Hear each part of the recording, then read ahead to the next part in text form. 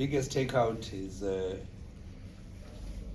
one chance from the opponents versus so many chances that you create and you don't score. Then the outcome is a resemblance of us not taking the chances, the dominance that we had, especially on the first half. And I think this lesson should be taken going forward. I know it happens in other matches, but I thought we were in control, we were dominant. We created the chances, we knew how they were going to play, but the difference is that we did not take the chances that we created. 11 shots, I think they have 1 on target and 3, but possession close to 70, but it doesn't matter now. I think it's 1-1 because we did not take the chances that we had. That was the difference. Okay. Any questions from the floor? We're now open for questions. Going once, going twice. Tim.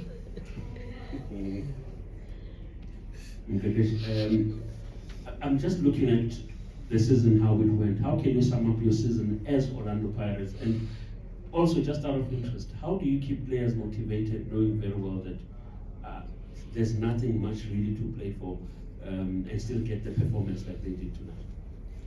I'm really proud of the players for the performance tonight. It was not an easy task. You play the semi-final, you lose in I think in 2 weeks. We lost 3 competitions.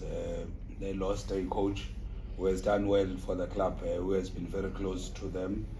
And then in that period, there's still games to be played, and you have to try and show the light. But it was important to look at the bigger picture. That one, there is still individual accolades for players to continue playing. Player of the season and all other accolades. There's still players to be selected in the national team. There is still a badge that needs to be respected. This club is about winning, and you must understand, when we play for this club, you must win even a friendly match. So I thought the players bought into that concept with all what they were going through. Injuries into the senior players, you could see in some positions we were playing youngsters, give them an opportunity because we had a lot of injuries to the senior players. But I'm only saying this because you asked. Other than that, I wouldn't have, because at the end of the match, when you say this is an excuse, we wouldn't want to do that. And a lot of opportunities are by default, not by design. When players are injured, youngsters are there, they get an opportunity, and I'm sure their careers are not going to be the same after the opportunities that they had. So one good season for the club, depending on which podium you are standing in. If you look at trophies, winning trophies, there's 1 trophy. We missed on 3, and we're very close. But if you look at the whole development in the structure of the club, there's a lot of growth within the club.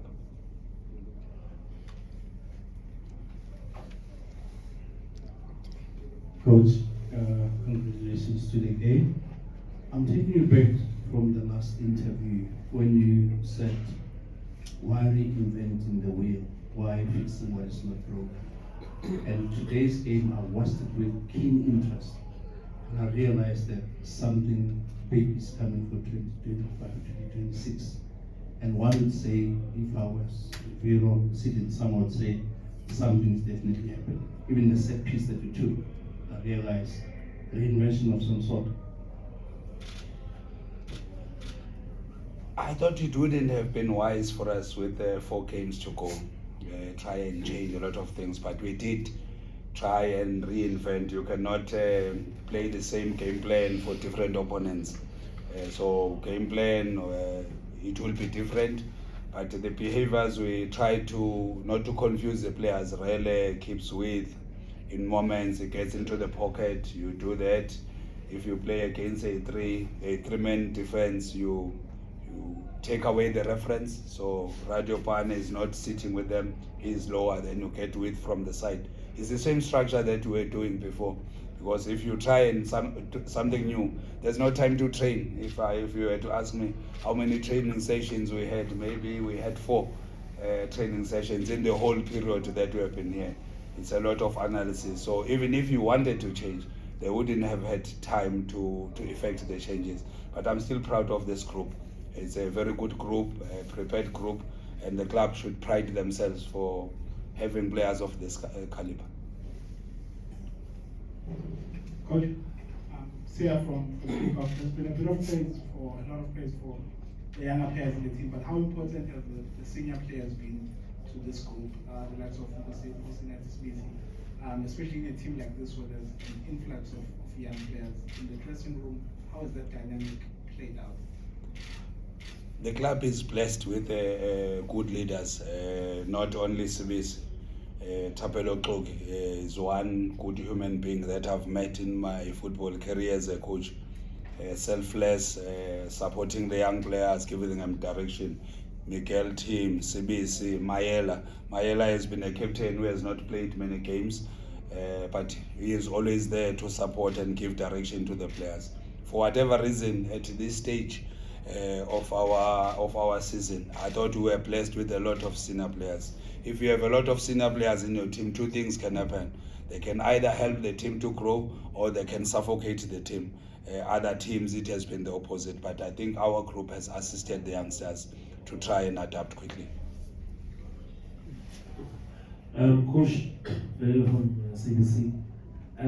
How would you describe Maela? I know you just touched on him now, but not only as a player, I mean, he started also leading at a very young age. If you look at what he did with Taka Royals, leading as a young player up to promotion and then coming back here at Pirates.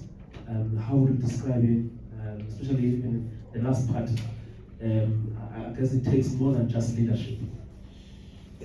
He's a product of this institution. I remember the first time I met him, he was playing for Thanda Zulu Royals. I was still in KZN. I saw this fast winger that I wanted to poach, but I was told that he belongs to the big institution. So you know that what should happen. A great human being. Sometimes we look at players and we forget that they are members of the society. It becomes very good when you have a good human being and a good player. It's moments like that where you continue being a leader, even if you are not inside the field of play. Highly intelligent, and I'm sure he's highly educated at home and in the institutions of learning. It's a blessing, and I'm sure his career is going to proceed. He's the type where it's not the end now, he's just taking another step and another direction in his career based on his humanity and his academic learning. Hi, Coach Daniel from City Press. The head coach position is vacant. You are there, you've been there. What is going through your mind at the moment? Are you keen to give it another shot, or are you helping the team to look for another coach? Nothing is happening in my head. It's empty. No, it's I have learned too much in this club. You don't only learn as a coach, you also learn as a human being. They teach you to be a better man. They teach you to be a better human being. And it augurs well for me because I'm not this type that is looking for opportunities. When I got into this club, I become sort of a servant. I want to serve this club. And you remember when you are appointed here, you must put your aspirations in the right place. You are here to serve, and if you are serving, you are not the one who determine which direction. It's a mission. You go with the mission. So because I'm here, it's a mission and a missionary. I will go where I'm being sent to go and preach the gospel. And it's not on me, it's the appointer who will take the direction. My aspirations, there's nothing in my mind. We'll take we'll take the final question. Final two questions. Akhona amafilosofa nasehlomuz. Akhona amafilosofa nasehlomuz. Awufuna ukungifaka ekhoneni. In a season that you just had now, Coach, I was talking to Mabasa about this the other day.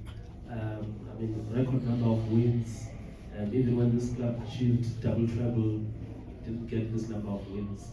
On the continent, after 12 years, you get to the Champions League and go out in that stage. I mean, how do you then become to have a better 2025-2026 season than this one? What becomes the target? The truth is, how this institution operates, it's a submission of reports from different departments. Where did we go wrong? Where did we go right? Conditioning, science, technical, we have to submit reports. Specifically, what is it that we thought was right and did not go well? And still it's going to be scrutinized whether we are right. Data in this club is massive and it's important. It also informs the recruitment of players that are in or players that are going out. So I'm sure that process is going to take place.